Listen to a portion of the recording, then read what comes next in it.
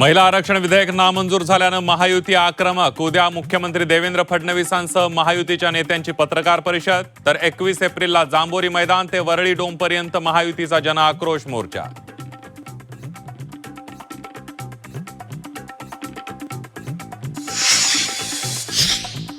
भाजपने महिला विधेयकाची गोहत्या केली. महिला आरक्षण विधेयकावरून संजय राऊतांचा हल्लाबोल.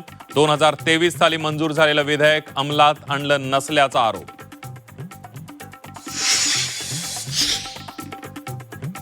नवनीत राणा ही एक पोचलेली एक विषवल्ली आहे असं मी मानतो. नवनीत राणा जातीय विष पेरण्यासाठी पोचलेली विषवल्ली. विजय वडेट्टीवार यांचा घणाघात. तर चिल्लर लोकांवर बोलत नाही. काँग्रेसने हिरवे विषारी साप पोचलेत. नवनीत राणांचा पलटवार.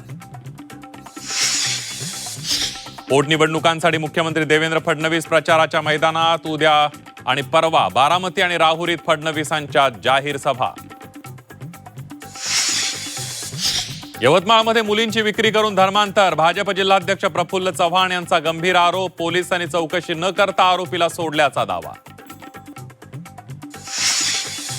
राष्ट्रीय महिला आयोगाच्या पथकाची नाशिकच्या IT कंपनीमध्ये 1.5 तास कसून चौकशी. लैंगिक शोषण आणि धर्मांतर प्रकरणामध्ये घटनास्थळी जात महिला आयोगाच्या पथकाची तपासणी.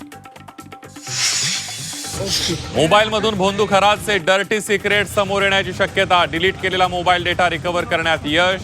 मोबाईलमधील चॅट्स, फोटो, व्हिडिओ आणि नंबर रिकव्हर.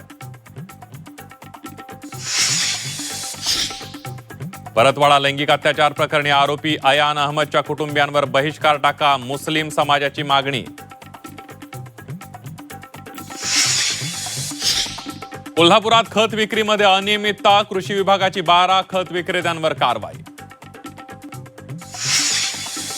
राज्यात उष्णतेच्या लाटेचा तडाखा. वाशिममध्ये उष्माघातामुळे 25 वर्षीय तरुणाचा मृत्यू. अनेक जिल्ह्यात पारा 40 पार.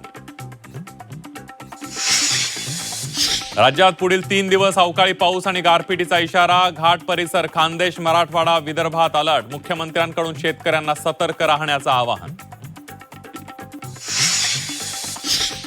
आणि अभिनेत्री दीपिका पदुकोण दुसऱ्यांदा आई होणार. दीपिकाने दिली आनंदाची बातमी. इंस्टाग्राम अकाउंटवर दीपिकाची पोस्ट.